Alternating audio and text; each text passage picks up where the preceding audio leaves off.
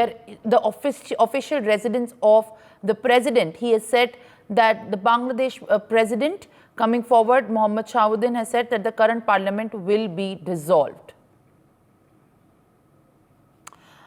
Arzu, I would like to come back to you after this has been a new development which we are putting in focus that the current parliament will be dissolved, and this announcement is coming from the Bangladesh president.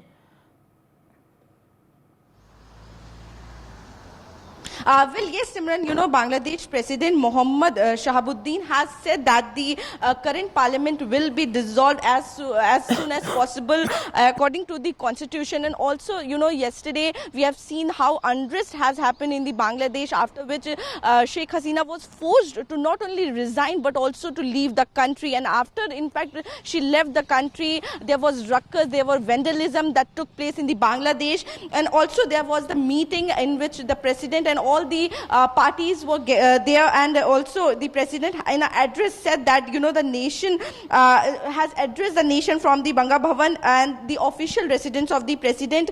Also a meeting of the chief of the three services, political leader and representative of the civil society and the Kota movement leaders were held at the Banga Bhavan with the army chief general to discuss the formation of the interim government.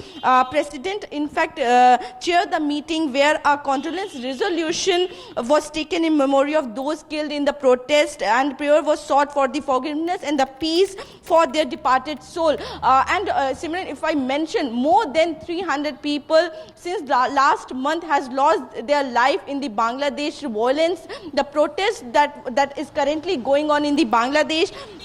The meeting also anonymously decided to release the Bangladesh Nationalist Party chairperson Khalida Zia immediately.